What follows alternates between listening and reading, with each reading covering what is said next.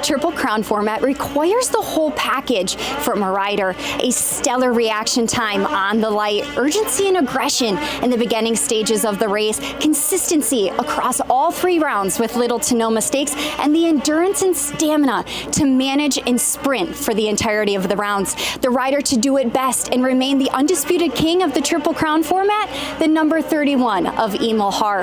In our previous round, he topped both qualifiers, won 5 out of 6 rounds, and claimed both overall wins. Riders can either triple or triple quad.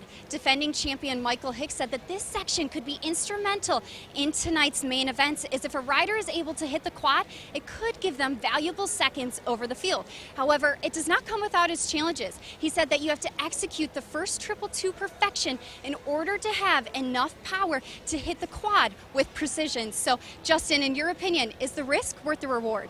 Michael, you told me earlier that this is the most prepared and prepped you've gone into an arena motocross season in terms of time on the bike. Do you feel like that statement performance was a testament to all the time you spent dialing things in?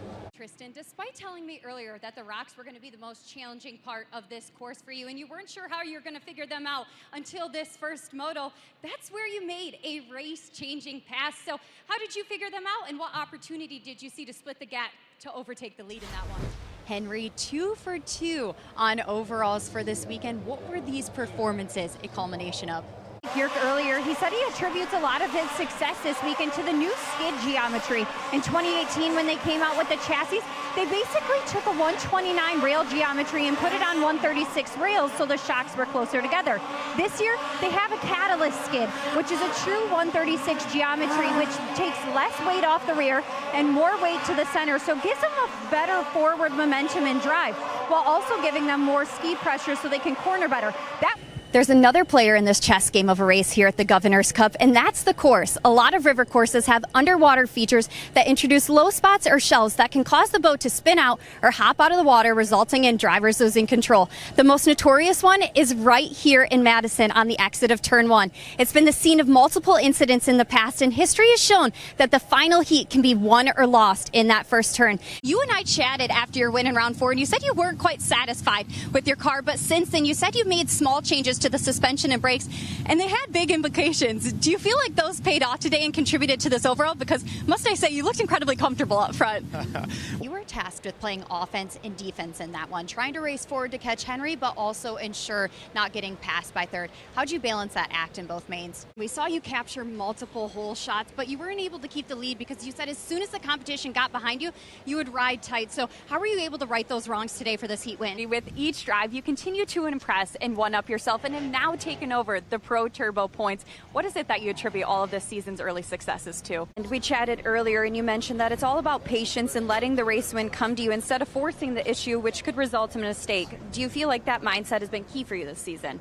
Oh yeah. Although a brilliant start to your season, rounds 3 and 4 didn't necessarily go to plan as you were struck with some bad luck. However, Deadwood is known to be the great equalizer, as every rider has to deal with the elevation changes in the tight, short track. So it's going to turn it all back around for you here in the Black Hills.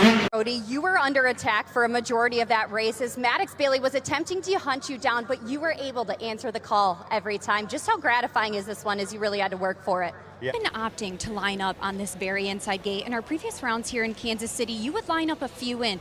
What prompted this change? It's been paying off in big ways. Team Creo prides themselves on doing things different, and that they are. The team told me this season they've sourced engine parts from Australia in order to manipulate the bike a little bit more and get additional benefits out of the two-stroke. One of the new unique things they have is essentially a mini dyno to go around the size of a jumbo Apple Watch that plugs into the bike that they can fully control the entire electronic system on the motorcycle, even more so than you can on a 4-stroke. As we have now seen 5 different winners over 6 motos so far this season, but like you mentioned, the one thing that's been consistent is Tristan Hart's domination of Moto 1.